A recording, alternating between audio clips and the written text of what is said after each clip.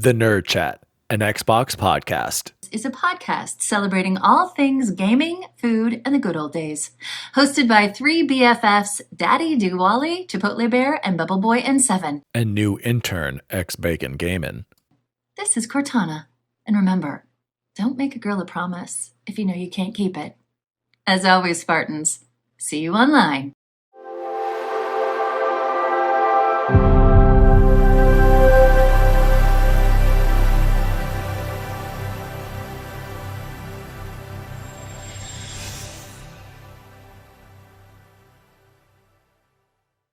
Oh, hello.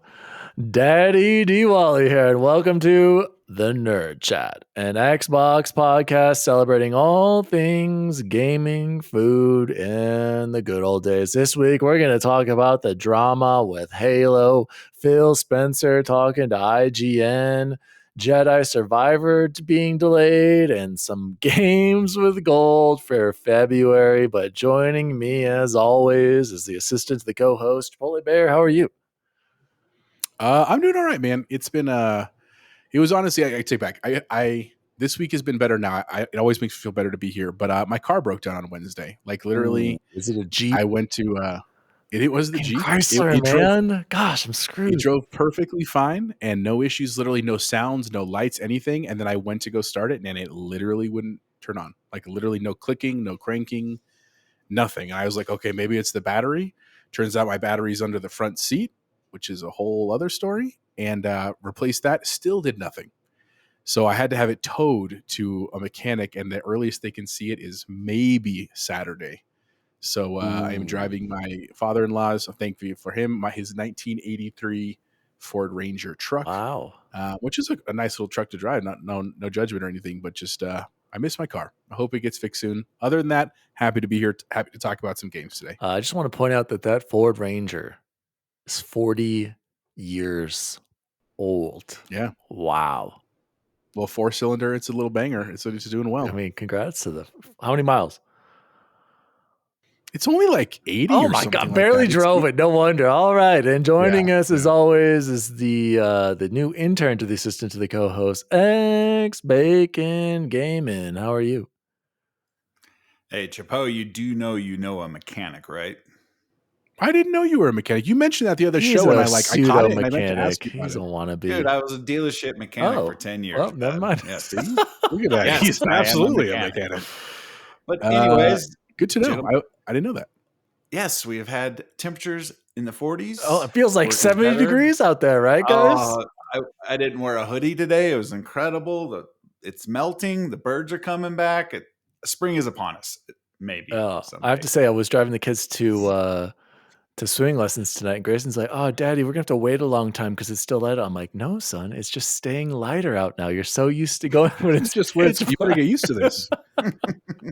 And I do want to shout out good assistant to the co-host, Bubble Boy and Seven. He could not be here. He is stuck at parent-teacher conferences right now. Who knows? Maybe he'll join us later. I don't know if you want to send out a text to him, Jose, and tell him he can join if he makes it. But we have some thoughts from him as well this week. But it's just going to be the trio this week. Guys, let's jump into shout-outs. Jose is on the ball this week. First shout out goes to that Max500 for giving me a follow on Instagram. I don't know who he is. It's a rando. Love it. Appreciate it. Thanks for the follow, brother. And then we have a huge XRT shout out to Nell Jarrett. And Nell said, "Nice job, gentlemen. As someone who isn't interested in gaming, I still really enjoyed the first half hour or so when you were talking about layoffs at Microsoft, the carbon awareness of Xbox, and the AI eyeballs." Was that a couple weeks ago? I feel like this was the one I forgot to shout out. 2 weeks ago. Is that correct? Yeah. So, yes, you did miss. Shout out to Bacon's wife. I apologize. Shout out to Nell. Thank you for tuning in. One of our loyal listeners. And then a huge XRT shout out to one of my favorite gaming buddies, Deja Vu, even though his Xbox bricked and he's done with the brand. He said, "Try fingers butthole. Elden Ring, definitely the best. Favorite game I played last year was Hades. So thanks, Bacon, for that one." Bacon, do you have anything to say to your buddy, Deja Vu? It took him a while to play Hades, but he did finally did finally pick it up and he loved it, but he helped me a lot in my Elden Ring playthrough. He was pretty important, pivotal. As well as I was on the final boss. Let's not forget Yes, that. you did help me on that And one. then I did want to say deja vu. Next up on his list, Bacon, Mass Effect, correct? He has not played the trilogy. Am I understanding this correctly? He fights it at every turn. My God, I don't deja get vu. it. You can't I listen tried everything. anymore until you listen to that or you play the There game. goes Dan. Get rid of our fans. Just got a fan. I don't care. We Get got him out of rest of here. He needs to play Mass Effect. No, stop playing Diablo 3. And then a huge XRT shout out. It's been a while, boys, to Jay Bizzle, aka Justin Boggist on YouTube. He wrote, "All hail Elden Ring. Like the new name, fellas. Great episode. At Daddy Diwali, Mortal Shell is a great game if you're trying to scratch the Soulsborne itch. Although similar in many ways, it had one unique combat feature that made it different, and I really enjoyed it. That being said, just add it to the backlog and get to it when you can. Add Bubble Boy in 7. I have been playing Fall Guys with my kids, and they all love it too. Great game. Also, the load screens suck. Thank you, Bogus. We miss you, buddy. You need to keep writing in. Shout out to Bogus. Bogus, I miss you on the court. I need your presence out there playing good defense, those arms, getting rebounds. Like a spider. You would have been proud of me, Bogus. I scored 21. Then I don't know if you tuned into my stream. I saw Chipotle stop by for a little bit. Dude, I was tearing it up. I think I had 5 or 6 threes, and then I missed some free throws at the end, but it didn't really matter because I had to miss the third one on purpose, and I messed that up. But I fought to keep us in, Jose. And now was Raybo in there? I saw Ty. Was Ray out there? Yeah, no? Ray was out there. He was just kind of there. He was getting a little tired, but he made a couple of big shots too. Everyone was actually contributing. Actually, that's right. No, Ray did good well. Team. Ty, he only made 1 bucket and he apologized. He's like, I was like 1 for 8. He's like, well, if you would have made more than like one of it, if you would have just made a bucket, we probably would have been. If you would have just made 1 more. So, sometimes Jose, you gotta take the fall, and Ty sucked it up and he took the fall for us. So it was a great game though. It was fun to play. Make sure to tune into Jose or I's streams. We've been streaming consistently. Jose, I'm sorry, I stopped by your streams, but I don't stay long because I don't want anything ruined from Dead Space. I'm like, you're totally fine, man. The last couple streams have actually been not camera ones, just because I noticed I couldn't play for very long, and I just wanted to enjoy like on my couch, comfortable and stuff like that. But once I'm almost done with Dead Space. We'll talk about that later. Once I go, I'll be doing Hi-Fi Rush back streaming full time, and then finishing. There's another one I can't watch. Fractured Butthole and some other stuff coming up. So no worries, man. I appreciate it anytime. And Bacon, are you streaming anymore? I haven't been in a while. I just finally got it set up and got my background removal and stuff fixed for my camera and stuff. So I am going to get back into it for sure. Yeah, and you can stop anytime. Yeah, and our names are the same on Twitch, I believe, right? Jose and Bacon. Yeah, so you can follow us there. Yeah.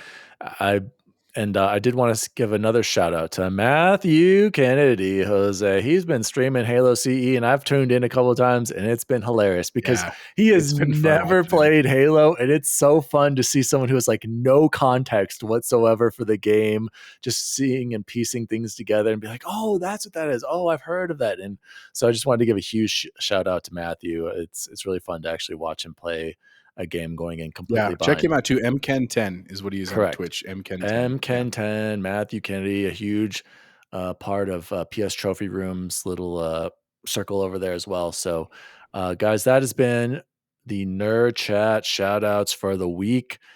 Let's jump into Xbox news, Jose. News team, assemble. Guys, I don't have that. Yeah, no, it's good. That's good. Everybody buckle in. It's going to be a long one here, so just give me a little bit to talk about this. We've got so much to talk about with news story number 1. Microsoft studio behind Halo faces a reboot on years of turmoil. And this is coming from Bacon's favorite reporter, Jason Schreier, over on his favorite site, Bloomberg, January 31st, 2023. So like I said, buckle in here. I'm going to read a little bit, and then we have a lot to discuss. 343 Industries released its latest game, Halo Infinite, in December of 2021 to widespread critical acclaim. I do want to point that out. When Halo Infinite launched, everybody loved it, especially when the multiplayer came out early. It's sitting at like an 87 Metacritic and OpenCritic, so this is a well-received game when it launched. It was seen as a redemption story for the title that suffered multiple delays, endless development problems, and a merry-go-round of creative leads. But in the months that followed, fans turned against the game, complaining about a thin roadmap and a slow rollout of features that had been expected day one. The axe fell in mid-January, just a couple weeks ago, when Microsoft announced mass layoffs and 343 Industries was hit hard. While Microsoft declined to provide specific figures, at least 95 of the 450 we last saw people at the company have lost their jobs, according to the spreadsheet of affected employees reviewed by Bloomberg. This list named dozens of veterans, including the top directors and contractors upon which the studio heavily relies. The studio's own engine, known publicly as Slipspace, has been one of the biggest points of contention over the past 2 decades. Based largely on old code from the 1990s and early 2000s, it's buggy and difficult to use and has been a source of headaches for some developers on Halo Infinite. People familiar with the development said. Several multiplayer modes that were nearly finished, such as Extraction and Assault, both popular in previous games, have yet to be released in part because of the issues involving the engine. They said, at several points over the past decade, management at 343 debated switching to Epic Games' popular Unreal Engine. But it wasn't until late last year when previous studio head Bonnie Ross and engine lead David Berger departed and Pierre Hintz took over that the firm finally decided to pivot to Unreal. Remember this Unreal comment, because Jose did make a good point a few what was that, a month ago with Ains? No, it was like 2 months ago. Well, yeah, he called this out. Well, I mean, we were all thinking it could be true, and then we asked Ains about that. So remember, they are making the switch. The switch will start with a new game codenamed Tatanka, which we've talked about previously. According to people familiar with the plans, that project, which 343 is developing alongside the Austin, Texas-based game studio Certain Affinity, started off as a battle royale, but may evolve into different directions, the people said. Future games in the series will also explore using Unreal Engine, which may make development easier, although internal skeptics are worried that the Switch may have negative impact on the way Halo games feel to play. A Microsoft spokesman declined to comment on issues with the engine or the company's plans to pivot to Unreal. Since Halo Infinite was released, fans had assumed that in addition to new multiplayer modes, 343 was working on new content for the story, but that wasn't the case. According to the people familiar with the situation, developers were making prototypes and Unreal Engine and pitching ideas for new Halo games rather than working on new missions for Halo Infinite. Many of those developers were laid off this month, and the company isn't actively working on new story content. In the eyes of some observers and former 343 employees, the reorganization was a long time coming. The studio, which was founded in 2007 to inherit Halo after Microsoft parted ways with Bungie, has struggled through many challenges, including the release of several polarizing games.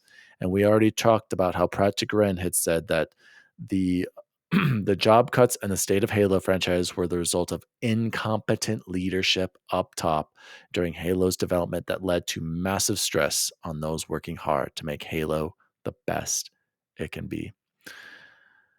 Gentlemen, before we get started on this, should I be concerned with Halo and 343? Before we start that conversation, I do want to say that despite all of this concerning news that we've been getting lately, I am still actually kind of excited for the direction of Halo going forward.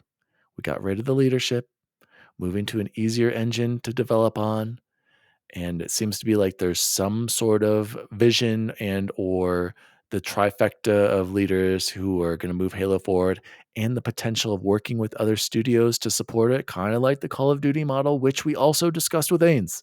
So Jose, I'm going to throw it over to you. You called this earlier. You said, do you think that they're switching to Unreal so we can make a mobile game to incorporate with the Battle Royale mode?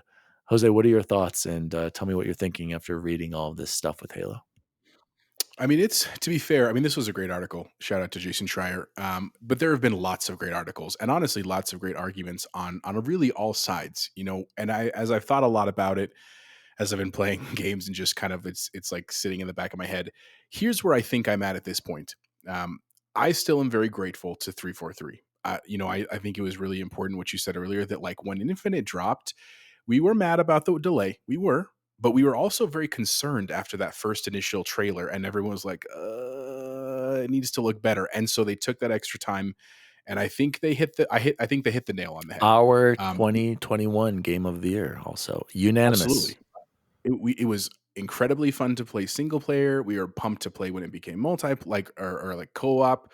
The multiplayer was a ton of fun. It was so cool to play some of our favorite modes with this beautiful, beautiful artwork and stuff.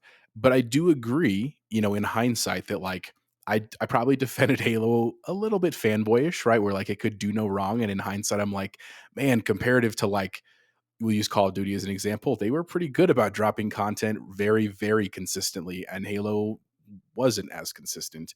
But again, I don't credit that to 343 or even the developers or even the leadership. I mean, the answer is I don't know where that came from. Right? I still enjoyed the game. I still enjoy playing it now. And so here's where I'm going, because I'm kind of talking in circles. When Bungie dropped Halo, right before it made Destiny, I thought that was the end of Halo many, many years ago. I was just like, oh, no one's going to be able to do it like Bungie. Are you kidding me? Like they're the masters of Halo. I'm so sad. And then they got bought by Sony, and that felt even worse right at the time. And honestly, 343 has done great. They've done great. And so where I'm at now is that if this is not destined to be 343s anymore, that can be okay. Right? They can still contribute. They can still help with the development, but maybe it does need to go to somewhere else. I don't know a ton about certain Affinity's games. I mean, I've looked at the list of games they produced that include Call of Duty for a period of time, right? I think they certainly have the talent to do that. And going to what you said about the Slipspace stuff and now the Unreal Engine, I think it's exciting. I will say that, like, even though mobile gaming, and I've said this before, it's not what I like to do. Like, I don't mind playing little games on my phones. I think even oh my god, what am I thinking? Cloud gaming for Xbox is cool. It is really cool when it's like working, and I like playing on my Razer Kishi and stuff like that. But it's just that's not my preferred way. I prefer to sit in front of a screen or a TV, comfy chair, controller in hand. Like that's how I like to play. So that's just not my world. But unfortunately, I'm just getting older. That's really the answer, because that is what a lot of the youth and the future is going to be Those about. So I youth. think it's important, those youths, right? That if we're going to be competitive on that scale, we have to meet them where they're at. And frankly, I can tell you from my students at school, they don't care how janky Fortnite plays on their phone. They don't care how janky Warzone plays on their phone. They are playing that game, boys and girls and all age levels. So I think it's important that we meet them there. And I've heard that from the developer side that it's actually really nice to use Unreal, not only because of the tool set and that it's modern and everything, but it comes with a lot of assets, right? Which are basically like starting points for creating things. That's a huge benefit for them. The other last thing I will say, so in the end, I'm excited to see where this goes. I started out real negative on a lot of these stories, and I think I'm just coming around to like, look, I trust Phil Spencer. I trust Sarah Bond. I trust Greenberg, right? And even though they're not the heads of all the branches of gaming, that's just not how that works. I trust their vision, right? And if their vision right now is to move away from 343 and to do something different, I'm going to trust that for the short term, because I also don't have an option, right? The other thing I will just say, the final thing, and truly, and I'll pass it on, is I've heard that there were a lot of games right now that were developing a mobile app, like Apex was. I don't know if Valorant was, but there was one other one I can't remember, and they just cut the funding for, or Battlefield, that's what it was. Battlefield is planning a mobile app, and they cut all of that development. So I don't know if that's a good thing for Halo. I don't know if that's a bad thing for Halo, but I'm curious, man. It's been a very, very interesting week of news, and so I'm excited to hear what you guys think as well. Bacon.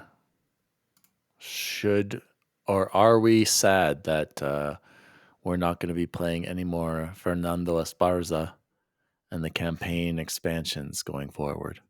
Are you sad as I am? I am, because I did really enjoy playing my time with Halo. When you think about the release cadence and the lack of content that has come out, all arrows have to point to Slipspace. When making the move to Unreal Engine and using contractors and it's the Apple of engines. It just works. I've been playing a little Fortnite on Did you Unreal hear 5 that, right Dan? now. It just works.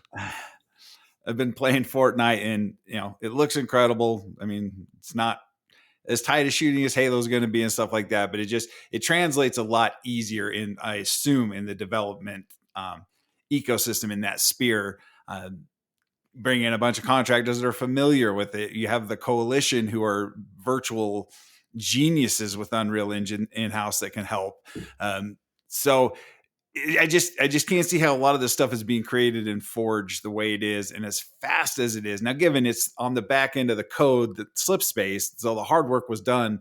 But how is it we haven't been able to create more maps to come out with multiplayer in this time? I applaud them for giving us the campaign co-op. It was fun. Dan and we played through it. We enjoyed it. We got all the It achievos. should have probably been there day one. It should have been there at launch because I think it did take. And they I think took it took away some split screen. some shine. Yeah. And they It promised took away some shine and some luster of what was otherwise a very good package. Oh yeah, I had a blast. I mean, I had a blast playing with you. Like I still am like everybody. If you haven't played Infinite Campaign Co-op, it's a blast. So sorry. And you also got to think that maybe some of these cuts with 343 come down to the fact that they are paring down to the Unreal 5 to make it easier. And do we need all these extra people here? So I'm sure this has been in the works for a while, especially once Bonnie left. I have to imagine that was maybe her big sticking point. I don't, until there's a TV show or a movie about the we need Powered On episode 7. Right. Halo. The troubles behind Halo Yeah. Infinite's dev cycle. But I think it's everybody is using Unreal Engine 5 right now. When you think Hi-Fi Rush was Unreal. There's so many people using it. And it's just so easy to use.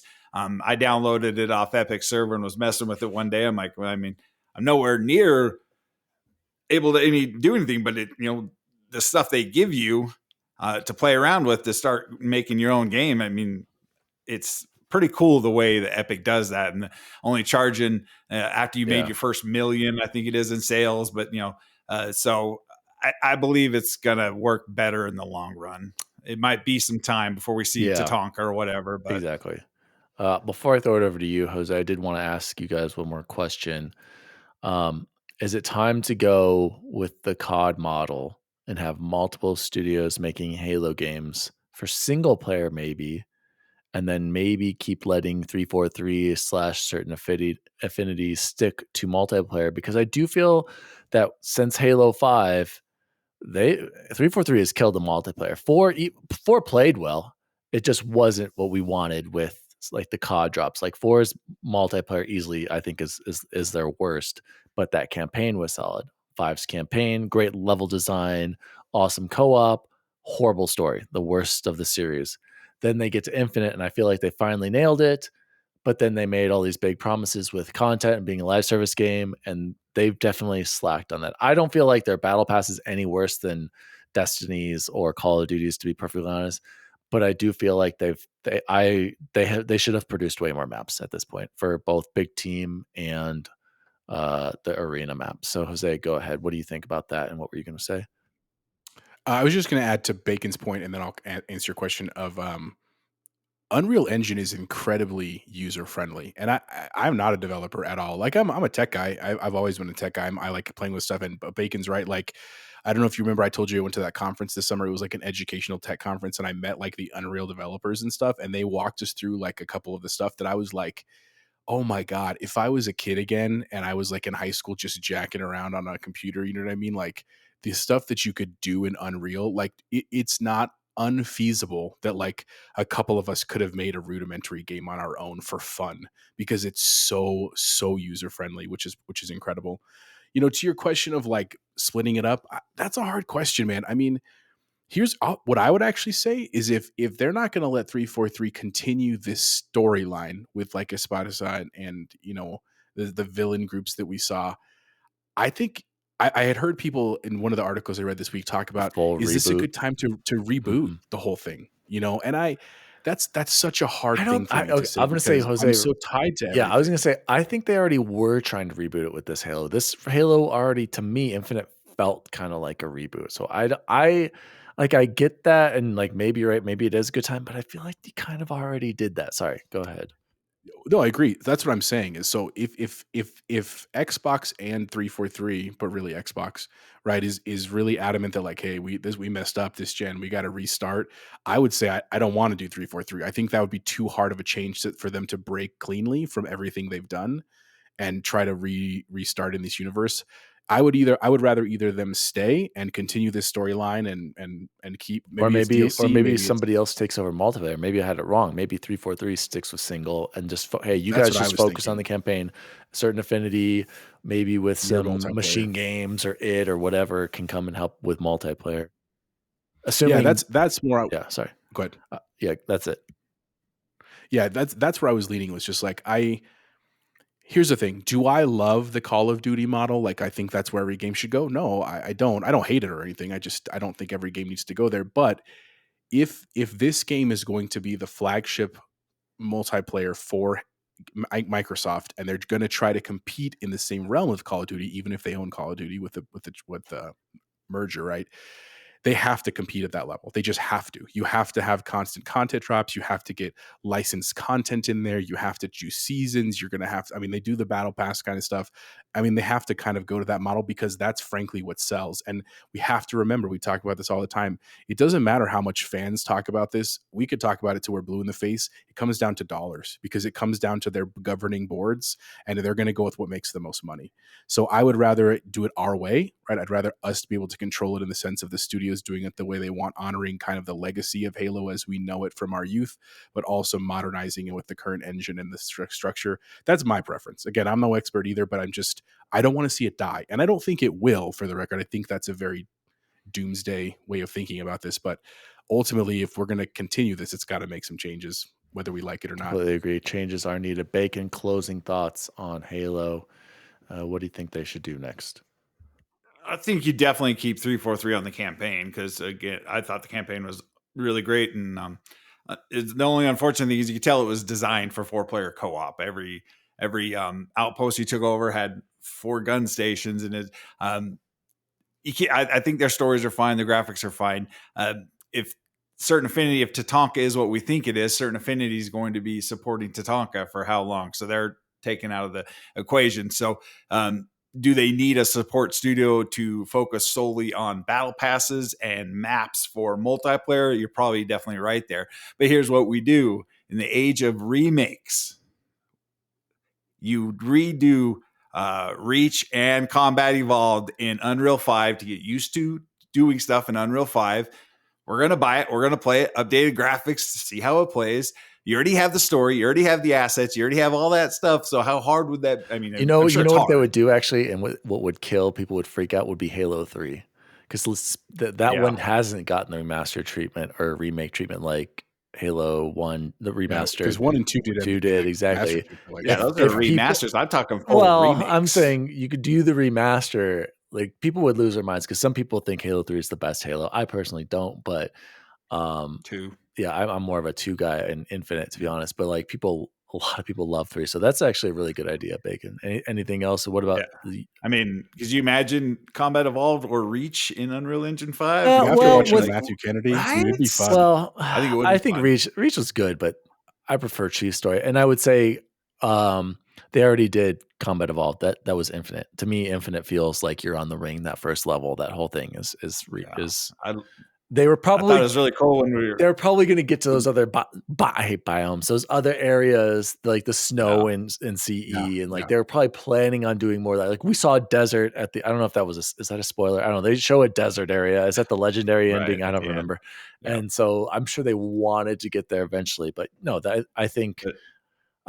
I'm so conflicted. I'm excited because I finally feel like they somewhat have a plan for Halo and treating it with the respect it deserves. But at the same time, I'm concerned. I hope 343 can continue their campaign. And how is this all going to play out? And it's going to be a long time. So, but one of my favorite things when playing through the Master Chief Collection was switching between the old graphics and new graphics while you're playing the game. I was like, how did we love this back then? It was crazy. That's then. it. Guys, let's move on to story number 2. And this is Phil Spencer interview. Xbox was too light on games in 2022, but a big 2023 could await. Xbox CEO talks about the recent Developer Direct, 2022 struggles, layoffs, and what 2023 could hold. And this is coming from Kat Bailey over at IGN. Guys, I've pulled some quotes here, and I'm going to break it up and we can talk quote by quote, or I guess section by section. IGN asks, pivoting slightly, or Kat asks, as you know, Xbox recently suffered some layoffs, and in a memo to staff, you called it a challenging time for the business. I'm wondering if you could elaborate on what you meant by challenging times and what reassurances you can have to give to fans and players that Xbox is on the right track. And Phil Spencer responded, as somebody who's been on Xbox for an awful long time, it's always a challenge whenever a coworker, a team member is not going to be on the journey with us moving forward. I take to heart the impact on individuals. I see my commitment and my responsibility as the person who heads the business to create a safe place where people can do their best work. And obviously, we have reductions for certain people there, and I haven't succeeded at that. My commitment is to the business, to the customers, to the teams. I think running a successful business is part of creating a stable place for our team members. The long term vision that we have on Xbox of building our experience around the player, allowing creators to build games that reach players on any screen that they want to go play, giving players different ways to build their library, whether it's buying games, subscribing to their games, looking at access like xCloud and the work we do in PC. I'm a strong believer in that vision. Right now, there's some business that we're going to have to work through. And part of that is making sure that we have the right resources and the right places to do the best work. Sometimes that means we have to make some allocations, in this case, some reductions. And I don't take that lightly because the impact on the individual is real. But it is, I think, important for us, for the larger organization that's here, that I put this business in the best stable position I can for what we need to go forward, which in the end should create a better place for the great team members that are here and building the things that they're building. Jose, you're our econ man. What is that well stated, written response? Well, actually, that wasn't written. That was just his verbal response. What did you think Yeah, of you're it? just going, Yeah, bud. what did you think of it? Does that sound to you like, we just needed to trim some things, right? No, so I will say firsthand, and you can call me a fanboy if you want. I watched this whole interview. I actually found it before Dan put it in the notes on my own, Well, you and think you I did. was, I was on the ball before. I just want to point that. It was already I in the mean, notes before you said. before I noticed it in the notes. Let's say that, and I was very impressed with the interview. I don't get me wrong. Phil Spencer is good at what he says. He's good at what he does. That's why he's the face of Microsoft. So he knows how to answer questions well and answer them very calculated. But it also, I think he's a very genuine guy, and so I would agree. I really respect, as a you mentioned the economic aspect of this, that in the private sector and really every sector, even the public sector, as much as it is nice and as much as you enjoy when you have good coworkers that you want to be with them for a long time, the reality is that people just don't stay in the same jobs forever. Like even in my time at Bear Creek, it's cool that we have teachers that have been there for 20 plus years. Bacon's wife is one of them, and she's amazing.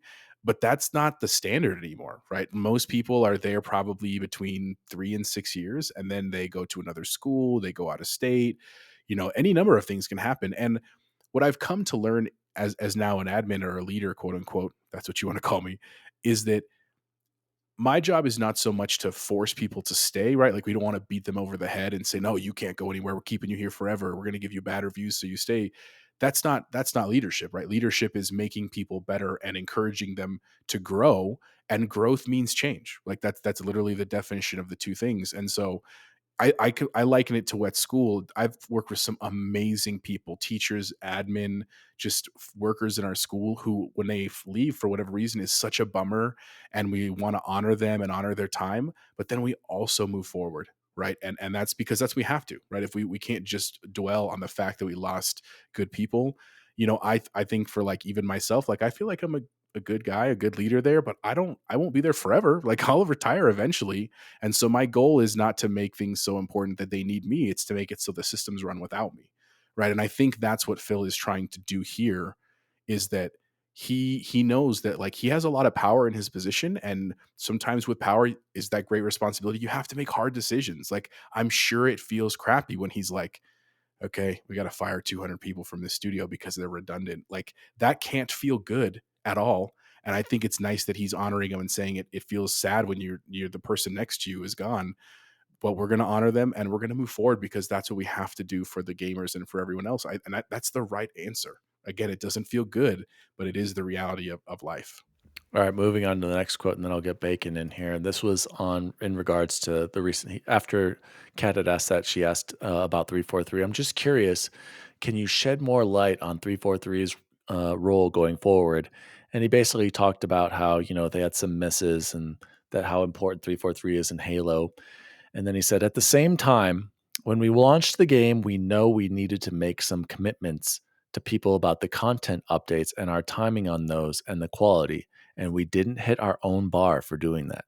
I believe that the team that's there now, Pierre and the leadership team, and the plan that they have, obviously 343 and Pierre, he's the studio head now and has been at Halo for a long time. He's worked on the MCC, the Master Chief Collection, and he's done some great work there. The team has a very good plan. In terms of support studios and other things, that's just part of the development and having other partners help us. But the heart and soul of Halo is with 343 and the team that's there. And I have the utmost confidence that the team that's there and leading and the plan that they're going to have forward. And Kat asked, if you don't mind me staying on this for one more moment, if you were mentioning the plan, you were mentioning the plan going forward. I think there's a lot of questions around that plan. Previously, there was a 10-year support plan for Halo Infinite, including new story content. I'm just wondering if that's still in place. And Phil responded, I'm going to let 343 talk about the plans that they have right now. The people that people know that they have the next season that's coming up, and they're excited about that. They've got some other things, some rumored, some announced, so that they'll be working on. They're excited about the plan forward. I look at, say, the work they've done on Forge and the amazing support we've had from the creators there. The timeline for Halo. Halo is always going to be one of those things in my mind that is a part of Xbox lore, part of the foundation of what Xbox is about. Bacon. What do you kind of get out of Phil Spencer and his comments about 343 right there? Do you really think that 343 has a good plan and vision now? Are we going to see Tatanka soon? Tell me what you're thinking from Phil's comments on the studio. Well, the one thing I find refreshing is he's owning it. Phil's owning it. He's not dodging it. He flat came out and said, we've missed the mark. They've said it a couple times in this entire process. They've missed the mark. They missed the mark.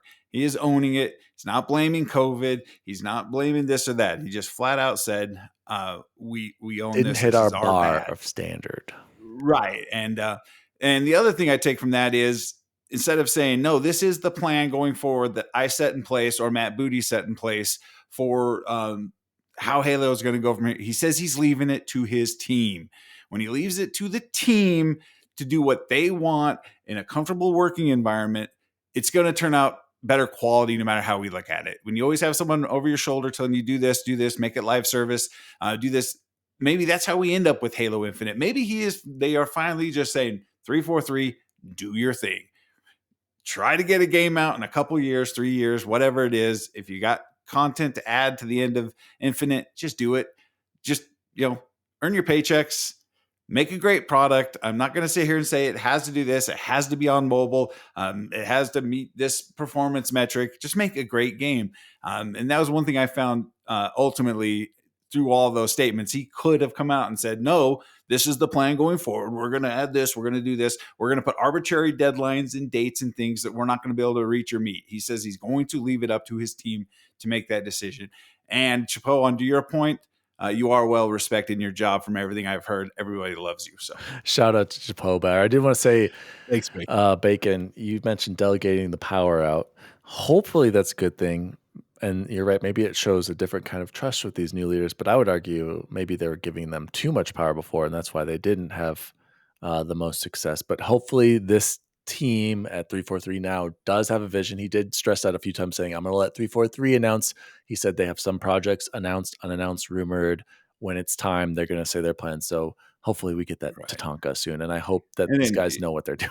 Gosh, and whatever coming forward is probably gonna be this gen only, because we're not calling it next gen. It's this gen. yeah, I agree. No longer having to support the Xbox One. We just have to support low spec PCs and stuff like that. So maybe there was just a whole lot in that mid gen switch over that happened. we forget with about COVID, that. with all this. There was just a big ball of good point crapola that could have slowed down Infinite, and then we had to make the Halo date, and we had to he's that's on the a box. really good Maybe, point that I think people are forgetting, that this is a playable game on Xbox One. You're absolutely right. Not that Infinite is like that graphically demanding or impressive, which I do think it's a good looking game, but you're right that we are forgetting this is an Xbox One game that's playable over there. So you're absolutely right.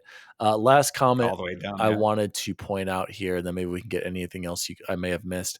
Kat asked, and of course, there's the ongoing Activision Blizzard acquisition, which has turned out to be quite a fight for Xbox, especially with the FTC suing Xbox over this. And I'm just wondering, how confident are you that this deal will get done compared to a year ago? And Phil Spencer responded, given a year ago, for me, I didn't know anything about the process of doing an acquisition like this. The fact that I have more insight, more knowledge about what it means to work with the different regulatory boards, I'm more confident now than I was a year ago, simply based on the information I have and the discussions that we've been having. When we announced a year ago, we talked about an 18-month time frame. We're 12 months into that. I think if we continue to stay focused, on getting the deal closed. I think we can do amazing things together with the teams at Activision Blizzard King on the mobile side, and collaborating with them on new creative and new ways to deliver their content, and us learning a lot from the work that those teams do in mobile, which is a space that we have just not a lot of expertise as Xbox, but also the largest gaming platform in the world. So my confidence remains high. We're actively working with the regulatory boards around the world that need to approve for this, and it's been a learning experience for me. A lot of time spent, a lot of travel, a lot of conversations, but they're conversations where I get to talk about our industry and the work that we do and why we do it. I think more regulators are informed about what gaming is, how the business run, who the players are, and what our aspirations it is as Team Xbox is just a good thing for the industry itself. Jose, I know you're the big acquisition guy for us. I do want to point out, I also hope that Phil was pointing out that how many millions of PlayStations have sold, and how many million copies of God of War were sold, and how The Last of Us is just killing it, and how Sony is still the number one gaming revenue in the world. So let's just point out that Xbox wants to compete here, and this acquisition should go through. So Jose, tell me what you got out of those comments about the acquisition. I mean, I mean, to me, that whole portion of the conversation was a lot of like, I got to say the right things, and I probably rehearsed these. He's probably said them on lots of shows. This was just the time we heard it. I don't think that makes them wrong or false or fake or anything like that.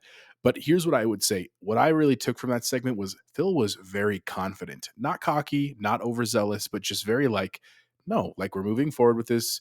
I mean, what it says to me is that despite all of the rhetoric that we hear on social media and on the news websites about like, oh my God, it's not going through, and oh my God, this board's going to not allow it. When you really look historically, like even Microsoft, when we go back to the early 90s with Microsoft Windows and stuff like that, despite the incredibly bad press and despite the incredibly terrible things that happened, that still all went through.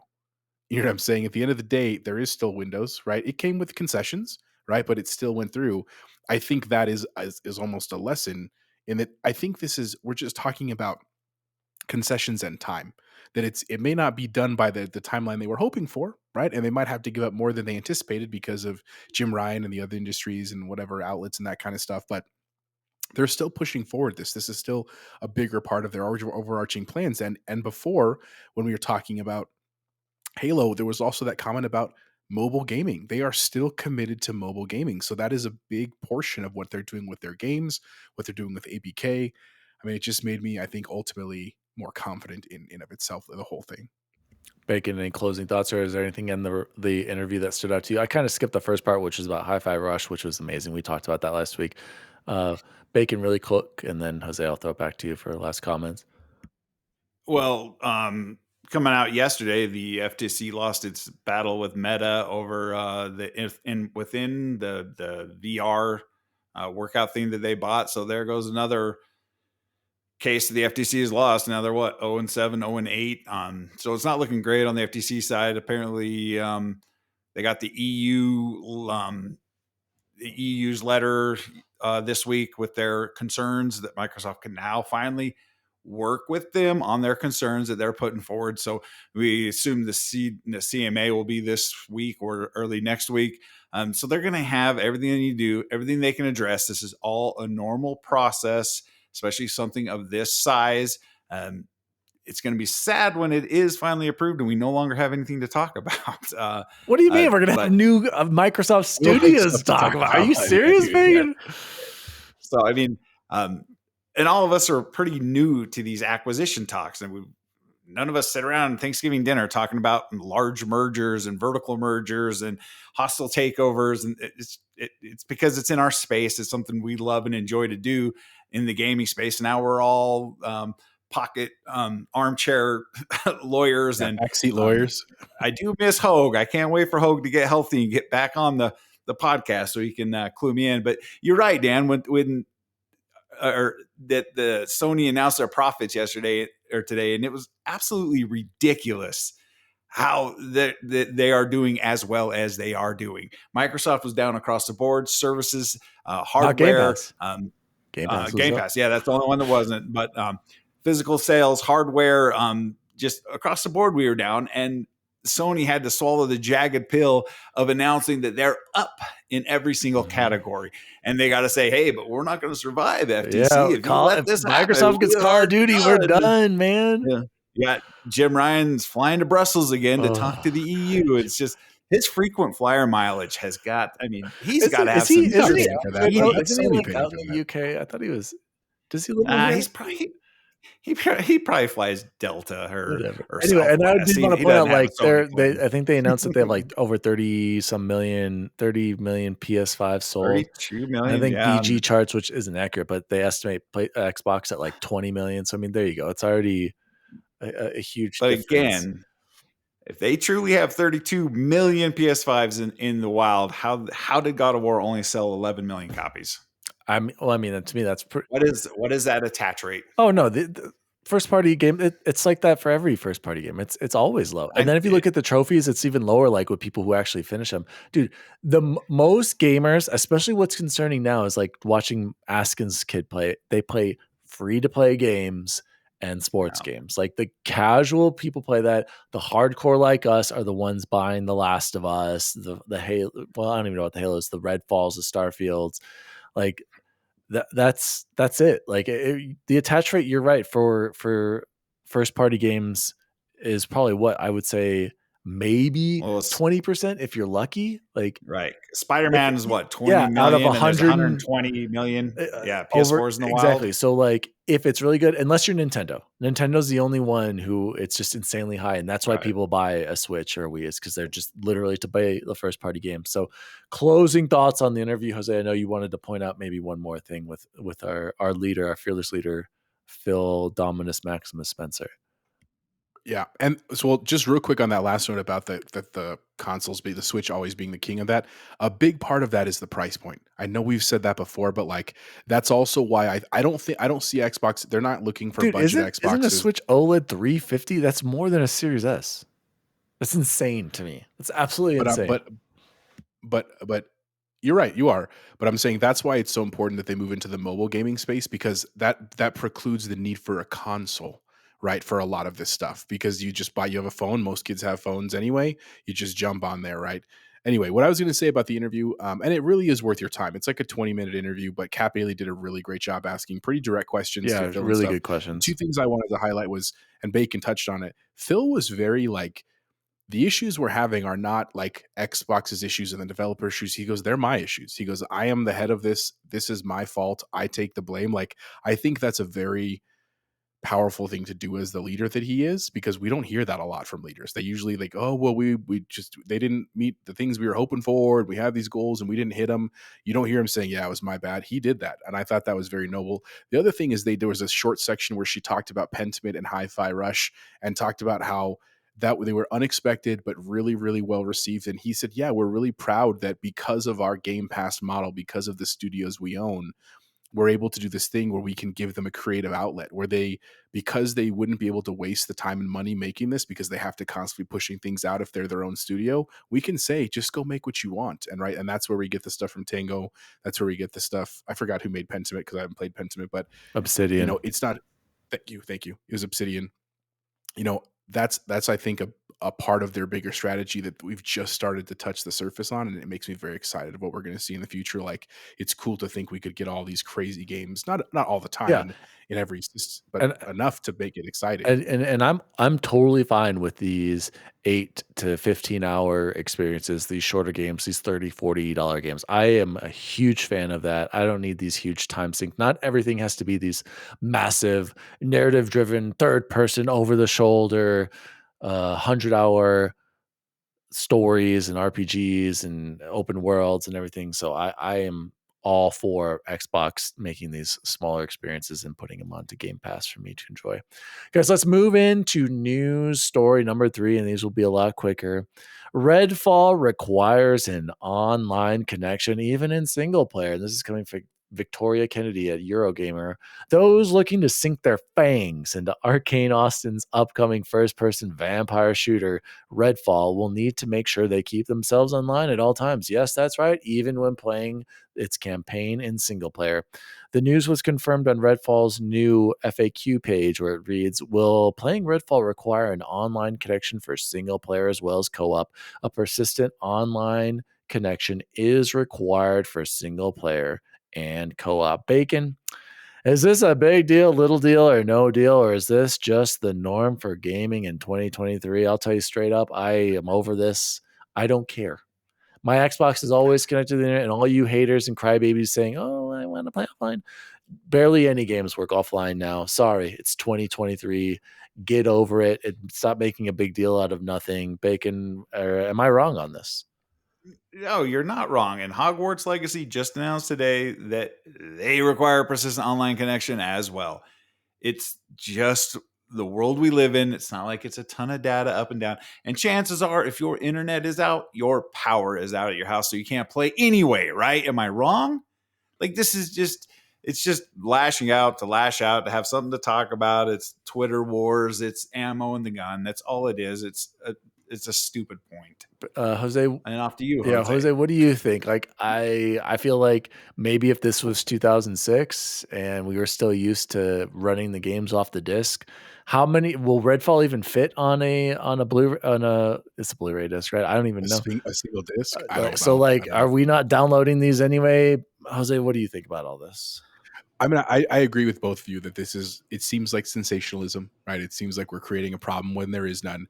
I will say, the one playing devil's advocate, there was exactly one time, which is marginal, where I forgot what I was playing, but something was out with something with the internet at my house, but it wasn't a power outage, and I couldn't play a game that I owned, right? And it was the single player game. It wasn't a multiplayer, and it was a frustration. It was like, dang it, that sucks. But you know what I did? You went outside, you touched grass. Yeah, I probably went and got food. At the end of the day, it is a minute issue. Again, if we're talking about people that really care about games, I assure you that they're having internet. You know what I'm saying? If you're the casual gamer where this is going to sway you, Redfall's probably not the game. Exactly. You know what I'm saying? So it's laughable, honestly. Yeah, I agree. And that did happen to me not too long ago. You're right. I remember I was trying to play a game and it couldn't connect to the internet and I couldn't play. I'm like, man, that sucks. But if I really wanted to, what could I connect to? My phone as a hotspot, just to ping it. Yeah. Exactly. And then I could play. So I think we got to move forward. And Miggy also sent us that text, and Bacon, you didn't see this, but they're closing some of the Xbox 360 storefront and everyone's losing their minds. Like, guys, we got to move on, right? Like, we can't keep everything forever. And it's, you're going to have plenty of time. If you haven't bought a 360 game by now, come on. The Xbox One came out in 2013, you guys. 10 years ago. So before that, a lot of these Xbox 360 games, oh, but what about game preservation? I'm sure they'll figure out another way. How many of these games are you really going back and playing? How many of these games are, as not demanding as your Super Nintendo cartridges, which had like a megabyte of data on it for the entire game? Like games change, times change. I'm over this. So what? I got to connect to the internet. Nintendo shut down the what was The it? The Wii. Wii store. Sony has shut down the PS3 No, they were store. going to. They canceled that. So Okay, they did yeah. cancel it. I mean, so game Wait, preservation. can't you Okay. still buy most of these games through the series store? So like, if I don't know, whatever. It's just maintaining multiple storefronts is Exactly, just silly. exactly. So, Everyone's like, well, Steam does it. It's like, dude, Steam's not the same as the 360 store as the Xbox One. right. Well, the Xbox One and Series have the same stuff now. But anyway, moving on to story number 4. This one's for Jose. Coming from what's the studio? I can't remember. Respawn is Respawn the studio. Entertainment. For the last 3 years, the Jedi team here at Respawn has poured its collective heart and soul into Star Wars Jedi Survivor, and we are proud to say the next chapter of this tale of Cal Kestis is content complete. We are now focused entirely on the final stage, bug fixes to enhance performance, stability, polish, and more importantly, the player experience. In order for the team to hit the Respawn quality bar, the studio can the Respawn quality bar we wanted to provide the team with the time they need and achieve the level of polish our fans deserve. We have added 6 crucial weeks to our release schedule. Star Wars Jedi Survivor will now launch globally on April 28th. So about a 6-week delay there. Jose, March is looking a little bit more open. That's what I was saying, bud. It sounds to me like there's wind in the industry that something big might be coming in March. That's what she said. But so I mean, I that's further. Okay, sorry. Let me back up. Yeah. On the serious side, take as much time we've as you said want. this time and whatever. again. Take your time. Because I love that first game. I want that to be a banger of a sequel. And I heard Jose. I like Cal Kestis. Let me interrupt really quick. I heard the first one was kind of glitchy at launch, and I don't know. I didn't play it at launch. I played it way late when it came to Game Pass. So I hear that it was a little glitchy mess when it launched. So this is overall, I think, a really good thing. So sorry, go ahead. No, that's how I'm in 100% agreement with you that 6 weeks in the grand scheme of this year that's going to be filled with games. Okay, cool, no big deal. Like if it's going to make it a great game, so that we're not hitting those bugs, and also further away smoothly from Resident Evil 4, Jose. I know that it feels like that's fine. Take the time you need. And honestly, even if they pushed it further, like it doesn't concern me. It's not like I think EA is going to be like, oh God, they're going to cancel it. That's like he clarified the content is complete. We're just cleaning it up now.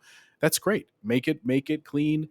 Don't put crunch into your employees. Like totally fine. But I do think it's oddly suspicious that like after the developer direct comes out and we see this roadmap and there's this pretty clear gap, February and March, that they're like, because here's the thing, and I know if you're a hardcore Star Wars fan, you think that's ridiculous. No one would pick Starfield over Star Wars. Star Wars is like, it's a generational story, and they're not wrong. But again, in the gaming space, when you're talking about hardcore gamers and you're talking about Bethesda, do you really want to go up in that in your sale, like against that for your first couple of weeks of sales? I wouldn't. I'm gonna laugh when right? Starfield comes out in November. I mean, it could. I could eat my words, and that's why we do this stuff. It's fun, right? But I'm just saying, like, it totally hits with me that they're like, you know what? Let's give that runway to Starfield. Let's just concede it because we're still going to win. We're going to get more time to polish this. We're still going to hit our sales. People are still going to love the game. What is to lose here? Right there, I mean, and as far as I've heard and again, not that I'm the end all be all of the internet, no one complained. They put all these things out, and with the exception of kind of like the keyboard warriors in the comments, everyone's like, "Oh, okay, cool. Thank you for telling us. Have good luck. Let us know what you need." Like that seems like a home run for me. Now, again, it could totally have been coincidence, but man, it just feels real coincidental that it happened to fall in this window when we might be getting Starfield. That's what I think. Bacon, any quick thoughts on this, or should we move on? Just a quick one. This one hits me hard. This was in my top 5 anticipated games this year. Love the first one. I played it at launch, and I can't remember Super Bugs. Really? But Yeah, I didn't Did remember you that play it either. on PC Yeah, or a console? no, it was on the Oh, console. okay. Maybe it was PC. I don't know. But to Chapo's point, I can't imagine Xbox would plan to stomp on one of their partners who they would like to get the sales of that game. But us March people, we're a different breed. We do think it's coming in March. So I mean, I just imagine like someone high up in Xbox and EA, and they were like, "Hey, Mark, hey, when were you going to release that?" And they were like, "March But something." we're He's like, working really hard. We got a little bit bugs. "You sure you don't want to push it back? Like, you don't want to just give people a little more time?" He's like, "No, we're ready." He's like, "Oh, you sure? Like, I'm just feeling like you might need more time." And eventually, Mark's like, "Oh, yeah, we probably need a couple more weeks." I mean, like that just feels like but I'm feels like serendipity in the most. Can you imagine perfect event in February? It comes out in 3 weeks in March. Oh my, or 2 weeks, or even better. Like just do it right at the here. beginning of March. Here's the event. In 1 week, you will be able to play Starfield. Anyway, I'll go back to the old adage. There's never been a bad delay. So maybe they just need some more time. I mean, that's probably realistically what it is. Let's be real. Let's close the show with some last stories / fun news. First quick one is Miami Marlins star outfielder Jazz Chisholm Jr. will grace the cover of MLB The Show 2023. And MLB The Show will also be launching straight into Game Pass again on March 28th, 2023. I just wanted to point out, guys, that this is really cool because the trailer, when they did the announcement for him being on the cover, by the way, I've never heard of him, but he must be good, right, Bacon? The first thing that pops up, Xbox logo, and then Game Pass logo, and then right after that, Sony Santa Monica Studios. And it's like, I'm like, I wrote a comment on the YouTube trailer, and I thought it was so cool to see Xbox Game Pass, then Sony Santa Monica right there. I don't think any of us are huge baseball fans. I always hear how great these are. Shout out to Kyle over at PS Trophy Room. He loves these games. To me, I was thinking, man, why didn't I draft this game in the fantasy critic draft? Like, I forgot about all the sports games. Like, this one probably would have been a good one to draft. I'm an idiot. And then the last quick story, new games with gold for February 2023. Right now, guys, you can grab For the King, available the entire month, and then halfway through the month, Guts and Goals. What's For the King? Well, actually, you know what, Bacon? One of our good friends, shout out to Goose, he loved For the King. For the King is a strategic RPG that blends tabletop and roguelike elements in a challenging adventure that spans the realms. And then what's Guts and Goals, you ask? This isn't your standard game of soccer. This is Guts and Goals, where soccer balls can be hockey pucks and you use your bat instead of your feet to score goals. Guys, when are they going to kill games with gold already? Put it down. Just put it down. But shout out to Goose. He loved For the King. I'm pretty sure he and Miggy were pretty obsessed with this game. So Goose, I know you're listening. Go download this for free because I'm pretty sure you have Game Pass Ultimate. So that means you can get this for free. Guys, closing thoughts on these quick stories, or are we good to move on? Well, no, one thing Bacon, you first. I was going to say, as far as MLB The Show, it shows that Game Pass must be working if they've done this for a third straight year. That's a good point. Placing a Sony first-party game ahead of Sony. You see no marketing for Sony for this game. It is clearly has to be working for all sides. Yep. It should put this whole argument to bed. Jose? No, I was just going to say I'm happy for MLB The Show again. Yeah. Again, I think Bacon's right that this is clearly a trend that's probably going to stick around. I hope so. I hope it means the same for other sports games that may come out in the future. But it's great, man. Like, it's just, again, every time they add stuff to Game Pass, even though I know they take stuff away too, it just solidifies how truly amazing of a service that is. Because I think about, like, I know right now that we're so plentiful with games to play and it's awesome, but there are also times where it's dry and it doesn't feel like it did when I was a kid or even younger, because I'm just like, oh, let's go see what's in Game Pass. I'm like, oh, that looks interesting. Let's download that and try that out. You know what I'm saying? I would say the only downside of this is that if you have an internet cap like Dan does, it's a severe problem, bud, when you're downloading 40, 80 gigabyte games a pop just to test them out if they're not what you want to play. But other than that, that's a great problem to have. That's all. Damn you, Comcast, you sons of guns. You Xfinity $12.29 per month is what I get. So I get close every month, and I'm like, there's no way. I get there every time, and I went over a couple months ago. But guys, that has been the Xbox news for the week. Let's jump into what have we been playing and or watching. I will go first here. I'm still chugging away at Dark Souls 2. And a lot of people say this game is the worst. I'm having fun. I don't see why people think it's so bad. I do have to point out that this is the Scholar of Sin edition, and I guess they made a lot of changes from the base game to kind of flesh out the original Dark Souls 2. So maybe that's why I'm not really noticing it. It runs well, looks well. A couple, again, I don't understand why with the Souls games, glitched achievements not unlocking when I do something. Happened to me on Dark Souls 1, happens again on Dark Souls 2. They didn't really have that figured out, apparently. Thankfully, like I said, Elden Ring was perfect, but I'm enjoying it. I did play a little bit of Hi-Fi Rush. I didn't go back to it. I know Bacon has a lot to say about that. But I kind of want to save that because I can't be like Bacon, guys. I can't play multiple games at once, juggling them.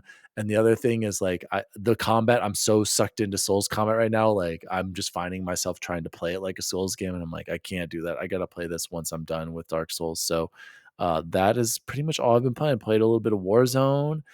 Might jump into the next Halo event here. But also been playing Destiny 2 for some unknown reason. I don't know why I play that game. Been waiting for Bacon to come back and complete the Witch Queen campaign with me. Bacon, I almost considered spending $100 on the Lightfall and all of its expansions and all the seasons. What am I doing? I don't know. I think it's time to jump into Elder Scrolls Online. But I do want to say, let's save the Last of Us conversation for once Bubble Boy gets back, because I think there's a lot to be said. And I might talk to Bacon offline about this, but speaking of Bacon, what have you been playing or watching? If you want to talk about Hi-Fi Rush, please no spoilers. You can give it a quick review, or would you rather save that for your review? I did finish Hi-Fi Rush. Dan, I went one game, start to finish. That says a lot, you guys. That says so much about this game, because that means Bacon it must have been really good for him to stay with one game from start to finish. Incredible. This is a once in a lifetime thing right here. It is honestly one of the better games I've played in it. I mean, my love for Ori, I was saying that in our chat today, that I absolutely adore Ori. It was just an incredible 2 games. And I was almost just these small games I had no idea about, came out of nowhere. I played through Hi-Fi Rush on normal. One thing you will know that you do not get achievements for playing. If you play through it on normal, you will not get the playthrough on easy also. So to get 1,000. Ooh, no. Are you serious? That is a big no. Yep. Oh, it is a big miss. no. It is a big miss, and I re-verified it. And I'm playing it right now on really hard, and I'm just looking back. I'm like, I don't think I'm going to get all these achievements. So I'm going to clean up a few more achievements in the quick nerd chat grading scale. I give it a 5 out of 5. It is an absolute must play. Our first 5 out of 5 on this rankings, a must play, not a masterpiece, guys. A must play. Metacritic must play. I'll point out, Metacritic also deems games a must play.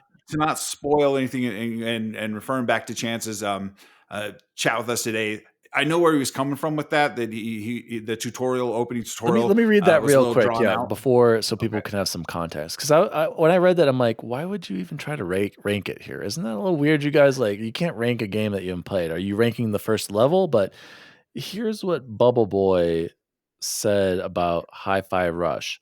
I just beat the first boss and got to the hideout. This game is so much fun, but sadly, I feel like I didn't get to actually play much that first hour. Way too many tutorials for the whole music beat mechanic that, while unique, is by no means revolutionary or hard to grasp. If the game can take off the training wheels and actually let me play, then it's looking like a 4 out of 5. It stays like it has has been, it will either be a 3 out of 5 or a 2 out of 5.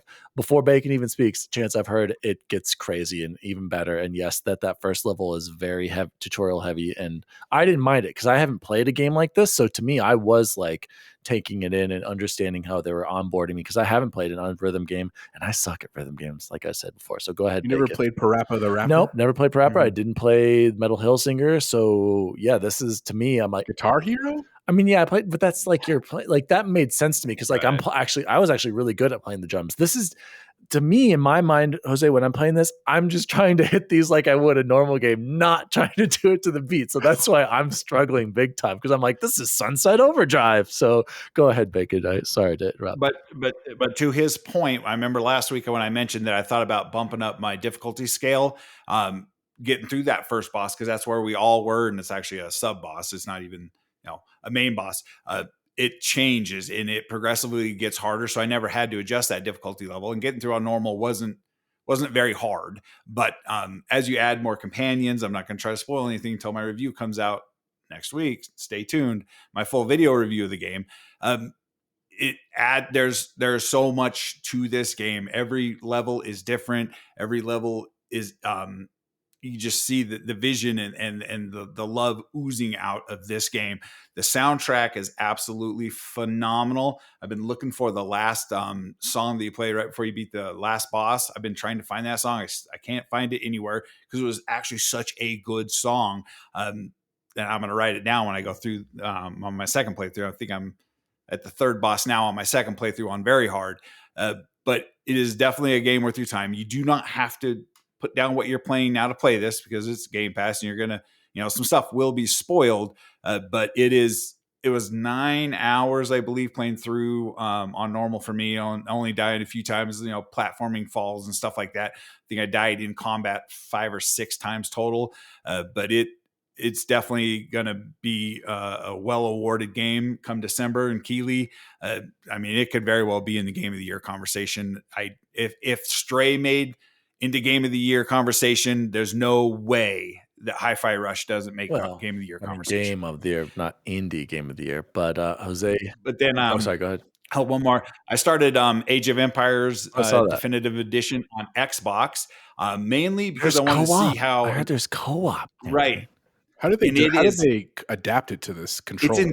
It is really good. When you click on a building, there's the main things like plant farms or whatever, RTS style. And then if you hit the trigger or Y, it brings up a sub menu for military stuff. And it actually works really well. And I was playing it on PC and then playing it also on Xbox. And I actually almost prefer the Xbox version to the PC versions. And it's just a quick template they're going to be able to adapt all the rest of the Age of Empires to and put them out on the console as well. But it's really well done. And I'm actually going to play it again tonight because I'm stuck in the Africa campaign and I lost a battle. And I'm like, I was thinking about it all day. How am I going to do this different? Or you can beat the Witch Queen with me. Jose, what have you been playing? So honestly, I played Hi-Fi Rush when it came out last week and I had a blast. I did too. Cannot wait to keep going and playing again. it. Let's emphasize, like, I think it's phenomenal. And I can't wait to jump back in. Bacon, I forgot to ask you really quickly. Have you played Sunset Overdrive? I played about a quarter of it. I don't know how you can love that, but anyway, same with me. Go ahead. No, I really liked it. The only reason why I stopped it was because Dead Space came out. And a quick little note on that, just because I mentioned it last week. So I ordered the limited run version of it with the really cool stuff. That stuff's not coming for a while. But the other bummer, I didn't realize it when it was like, it's on its way, it'll be there. They meant like a week later. Like my physical copy from limited run actually came yesterday. So what I did is I actually went to Target and just bought it, and I'm going to go return the physical copy from limited run to them once it gets back. So I have 2 physical copies right now. You know what I'm saying? I kept the receipt and that kind of stuff so I could start it right away. Cause I was literally like jonesing, like, oh my God, I need to play this freaking game when it was out. And I got the last copy at Target of all things too. But I'm going to talk full review next week when Chance is back, cause he wants to talk about it too. I'll just say that I've been loving it. I have a review coming. I know I did not hit my deadline of doing like my setup video. None of us did. We all failed for January. But it's almost, I have like half of it done, as I'm also have a review for Hi-Fi Rush and Dead Space and Callisto working. They will all be out of the next week or so. So I'm going to make up for it pretty quickly. Bacon, go ahead. Oh, you're muted, bud. Sorry, I didn't want to interrupt you. I just wanted to get in at the end. So okay, so just that's really what I've been playing. The other things I've been doing, me and my wife started watching Succession on HBO. It's kind of about like this multi-billion-dollar conglomerate. Interesting, like definitely enjoying that show. It's going to be like a long one for us. It's like a Breaking Bad kind of not story, but that kind of a show. And then also I watched the movie Werewolves Within, which if you're into like not campy, it's not campy, but it's technically a horror movie, but it's really more funny than anything.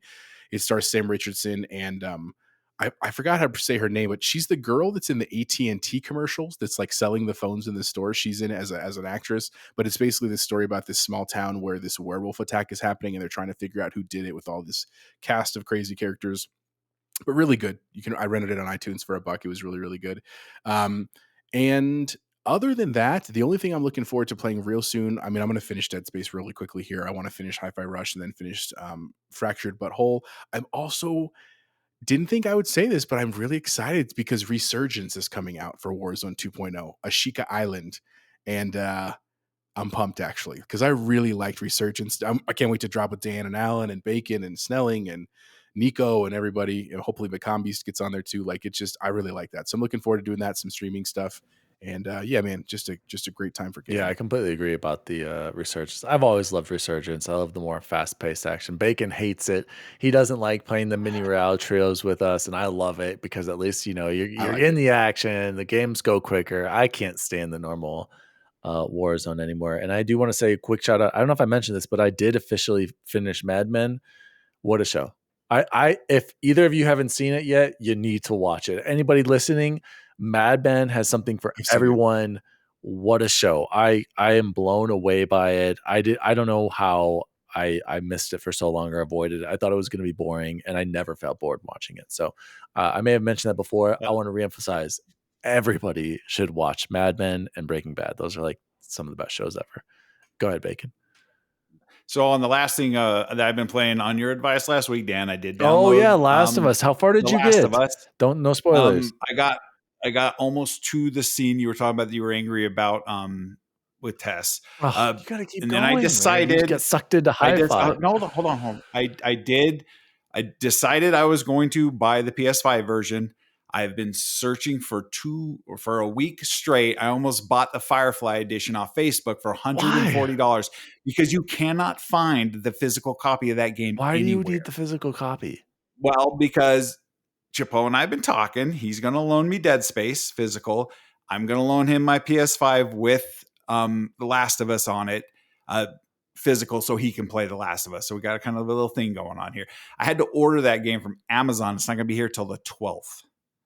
I don't know why that game is so hard to find. So what are you playing right now?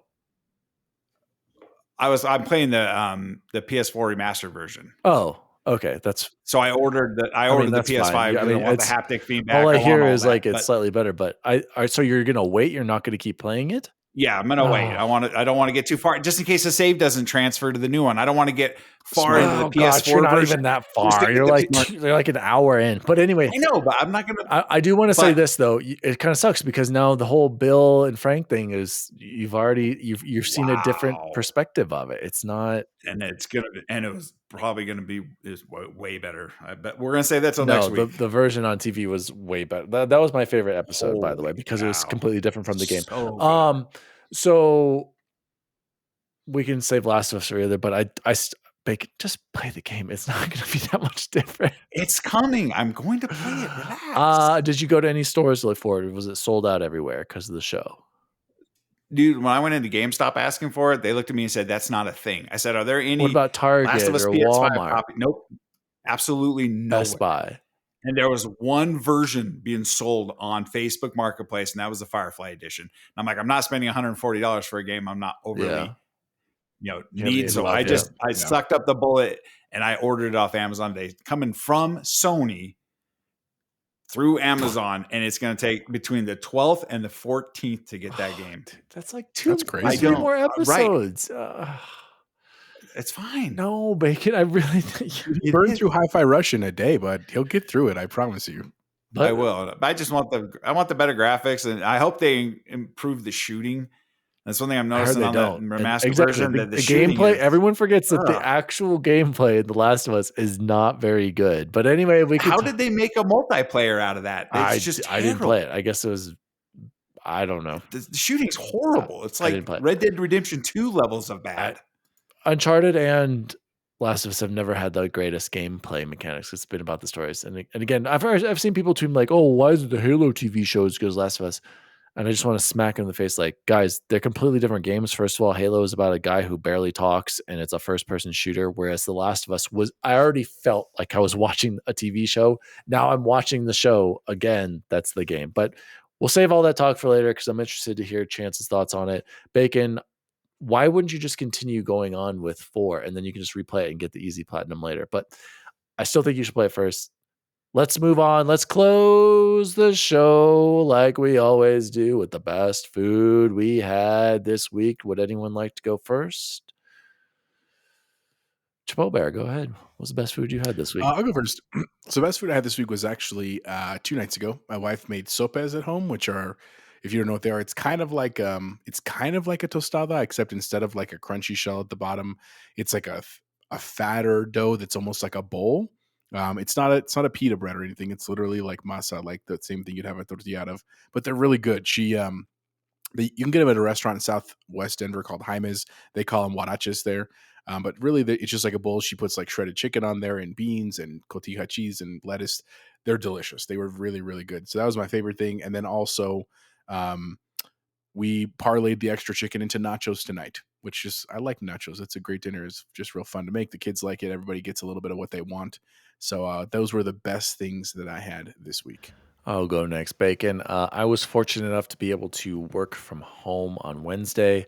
And then I had Allie and we got to go to a nice little lunch day because the kids were at preschool. And so her and I, shout out to Hana Matsuri Sushi. It's right off of Union and right next to I think it's the Jimmy John's over there, Jose, and that nail place, kind of by that scuba place, right by that that random. Oh, where the God, what used to Starbucks used to be there, right? There's a Starbucks right there actually, and it was delicious. I still prefer Orion Sushi over Orion had, I would say, better service and better rolls, but it was still very, very good. I had a Mexican roll which had like cream cheese and something I couldn't remember what else was on it, some sort of spicy sauce.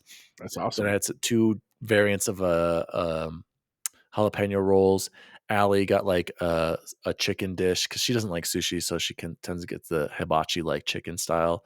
And they came out like she had so many different sizes, and she didn't realize it came with like a bunch of like tuna and salmon and stuff. And then she doesn't eat that, so I got to eat that, and then like fried shrimp, and I was like, this is delicious. Yes, I'll take all of the extra stuff. So shout out, that was the best food I had this week. But more importantly, it was just good to be able to do something with Allie, just her and I going out to lunch. Dan, have you ever, sorry, before Bacon Yep. goes, have you ever eaten at Sushi Katsu No, where's on this? Wadsworth and Jewel? It's an all-you-can-eat sushi place. What? It's right next to Slammers. Oh, I see it. Here it is. It's a 4.2, so the lowest rating on Google Maps right now. And I want to point out, Orion Sushi is the highest at a 4.7. The place we went to the other day Interesting. was a 4.5. Okay. I like Orion Sushi. It's good. But yeah, no, I saw that and I thought about, I'm like, maybe we should go there. It's just it was just too far away from at the time. Like, I wanted to be back relatively quick, but I'll have to check it out for sure, Jose.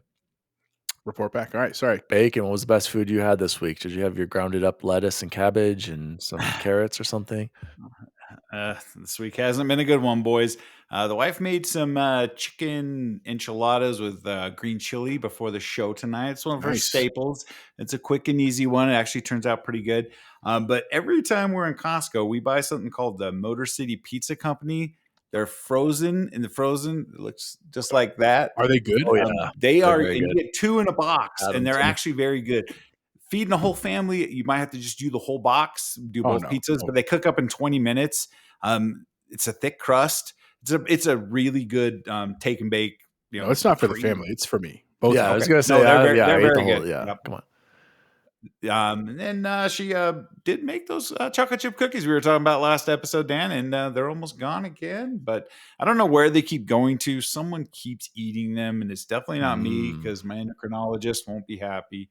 But just just normal stuff for me. Speaking of cookies, YOLO. I bought double stuffed Oreos last night. The box is already gone. Guys, this has been the Nerd Chat, an Xbox podcast episode 92. My name is Daddy Diwali. You can follow me at Daddy Diwali across all social media. You can follow the show at the Nerd Chat across social media. Please rate, subscribe, hit us up in the comments, as Bacon likes to say. We really do appreciate Thumbs it. up. Our last episode, boys, almost 100 views on YouTube. That's what happens when you got a good title, a good thumbnail. Shout out to Jose, has destroyed mine after I complained about it.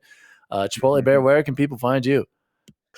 You can find me on Twitter, Chipotle_Bear. You can also find me on Instagram, Chipotle Bear. If you want to see me finish up Dead Space, if you don't care about the spoilers, you want to see the ending to the new remake, I think I have earned the secret ending. I haven't checked on that spoiler yet. I'll do that in the next couple of days on Twitch. You can check me out there. And then Hi-Fi Rush after that. And if you want to write into the show, you can always do that at the nerdchatpodcast@gmail.com, or you can hit us up on all of our DMs as well. And X Bacon Gaming, where can people find you? Just the way you said, X Bacon Game and everything, Twitter, Twitch, YouTube, Facebook, maybe.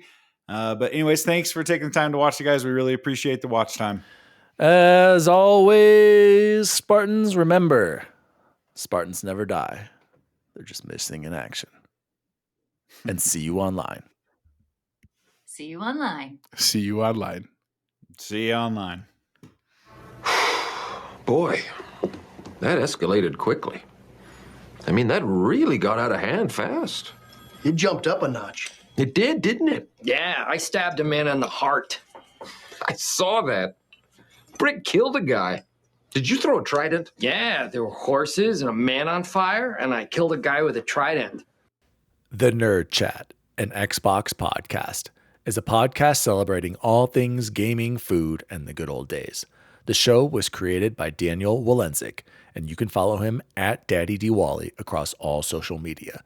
The assistant to the co-host is Jose Martinez, and you can follow him at Chipotle_Bear.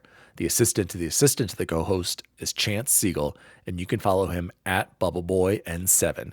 The intern to the assistant to the co-hosts is Jason Jarrett, and you can follow him at XBaconGaming. You can also follow the show at The Nerd Chat across all social media. And if you'd like to find out more about the show, visit nerdchatmedia.com.